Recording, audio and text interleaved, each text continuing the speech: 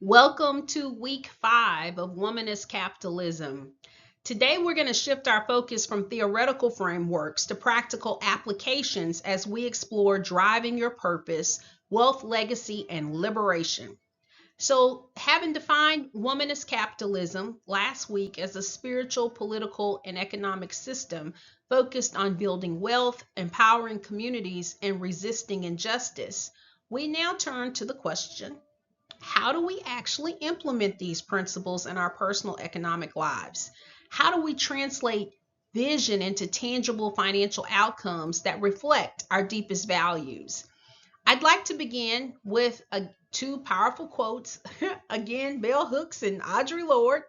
Bell Hooks wrote, "Wealth is not the enemy, it is the silence about how wealth is used that keeps us bound." And Audre Lorde said, "What are the words you do not yet have? What do you need to say?" So these insights remind us that our relationship with money is both deeply personal and profoundly shaped by inherited narratives, some spoken, others left unsaid. Let me ask you to reflect for a moment.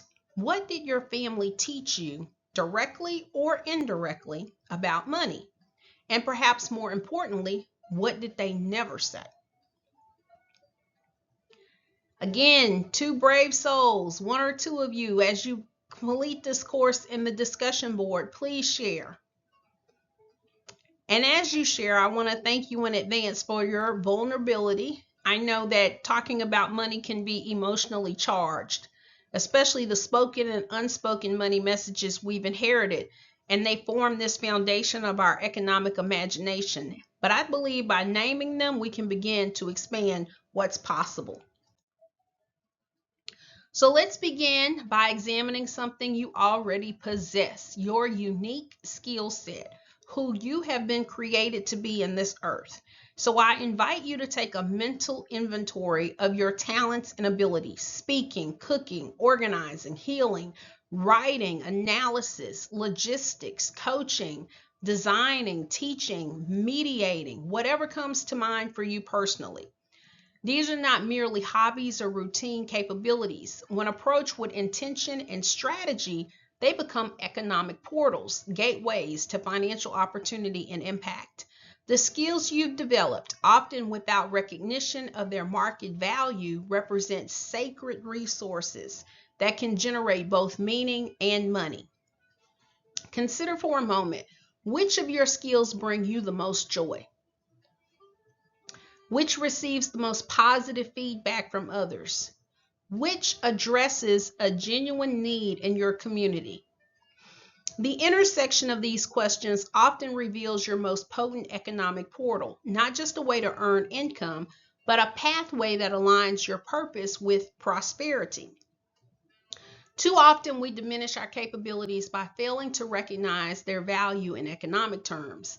The talent for bringing people together becomes just being friendly, rather than community organizing and building or event organization.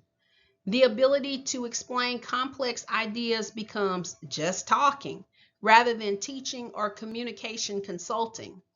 These skills also represent community assets. When you develop and monetize your talents, you're not just serving yourself, you're strengthening your community by providing needed services, modeling economic agency, and potentially creating opportunities for others. I want you to always remember that we start where we are with what we have. You don't need to make dramatic changes or acquire extensive new credentials before beginning. You just have to start. Your existing skills, when recognized and strategically positioned, already contain the seeds of economic transformation. And to leverage these skills effectively, we must first redefine our understanding of wealth itself. Thomas Piketty has demonstrated that without intervention, wealth inequality naturally increases. The existing system is designed to concentrate rather than distribute resources. But a womanist approach intervenes by conceptualizing wealth not as something hoarded, but as something recycled through community. This represents a fundamental shift. Wealth is not measured solely by what you accumulate but by but by what you circulate and how that circulation creates value for others while sustaining you. And in that same vein, legacy in this framework becomes what your money, time, and values produce after you're gone. It's not about ego-driven monuments, but about creating ongoing positive impact, economic ripples that continue beyond your lifetime. This redefinition encompasses 4 key dimensions. So first, wealth, recycled through community. Rather than stagnating in accounts or assets, resources flow through people, strengthening relationships and collective capacity. Second, values alignment. Money becomes a tool for expressing your deepest beliefs, not a goal that potentially compromises them. Third, generational impact. Your financial choices create ripples that extend to future generations, either perpetuating or disrupting existing patterns of inequality. Fourth, protection and resilience. True wealth provides security that empowers risk-taking and growth rather than fear-based conversation. And when we recognize wealth as a flow rather than a static possession, we transform our relationship with money from one of scarcity and acquisition to one of stewardship and intention. I want you to keep intention in mind. With this redefined understanding of wealth, let's examine 3 practical tools for financial liberation. So first, we're going to talk about the rule of 72. Einstein actually came up with this rule, and it's a simple but powerful formula that tells you how long it will take your money to double. So you simply divide 72 by your interest rate to get the number of years. So at a 1% interest rate, it would take 72 years for your money to double. But at a 6% interest rate, just 12 years. And at a 12% interest rate, only 6 years.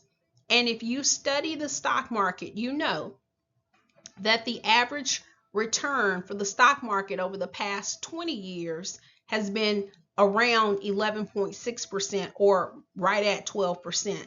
So anybody who's invested in the stock market through your individual 401k or your Roth IRA or your pension or retirement, your money should be doubling every 6 years. And if it's not, you need to have a conversation with your financial advisor or whoever is managing your money. But back to the rule of 72. This rule reveals why those with wealth can accelerate their accumulation while those without it struggle.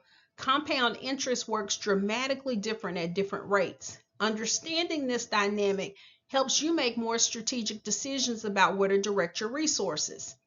Second, passive income. So money earned while you sleep. Unlike active income that requires your direct time and labor, passive income continues to flow without your constant effort. This might include royalties from creative work, rental income from property, dividends from investments, or profits from businesses with systems that don't require your daily involvement.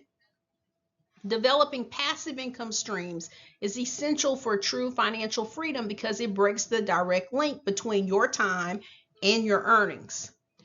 Third, generational assets. So these are resources that can be passed down and potentially appreciate over time. And they include real estate, trusts, businesses, intellectual property, and properly structured life insurance. Unlike consumer goods that depreciate, these assets can create lasting wealth across generations. These tools aren't just for the already wealthy, they're liberation strategies for everyone. The key is beginning with whatever resources you currently have, no matter how modest, and applying these principles consistently over time. To implement these tools effectively, we must first confront the internal and external barriers that limit our economic agency. This requires finding our economic voice, the ability to articulate our financial experiences, needs, and visions without shame or hesitation. So let's explore 4 questions that can help us locate and strengthen this voice. First, what did your family teach about money? Our earliest money messages, whether money doesn't grow on trees, or rich people are greedy, or investing is for white folks, profoundly shape our financial behavior, often unconsciously. Second, what remains unsaid? Financial silences, topics never discussed, questions never answered, can limit our economic imagination even more powerfully than explicit messages. Third, which skill could create income? Identifying a talent with genuine economic potential is often the first step toward practical transformation. Fourth, what blocks your vision? Whether internal beliefs, I'm not good with money, I've never been good with money, or external circumstances, I don't have startup capital, I don't have time. Naming these barriers is essential to addressing them. Finding your economic voice means developing language for your experiences, aspirations, and strategies. Language that empowers rather than constrains your financial agency. And that brings us to today's workshop and our discussion for today of what we will be doing next time, which is creating these wealth vision boards. And these wealth vision boards are visual representations of your financial aspiration and legacy goals. So to prepare, I'm asking you to first gather your inspiration. So collect 2 to 3 photos, words, images representing your financial future. These might depict places you want to impact, people you want to support, or feelings you want your wealth to generate. Second, I want you to define your legacy statement. Craft one powerful sentence about the impact your wealth will create. This isn't about dollar amounts, but about the difference your resources will make. Third, I want you to identify first actions. So choose one immediate step toward your financial vision. Real transformation requires both expansive vision and concrete implementation. And remember that legacy is not about ego, it's about eternity. The wealth vision you create isn't merely for personal comfort, but for lasting impact that honors your values and your community and the folks that came before you. So as we conclude today's exploration, I want to emphasize 3 key next steps for your liberation journey. Complete that vision board at our workshop next week. Apply the principles we've discussed today.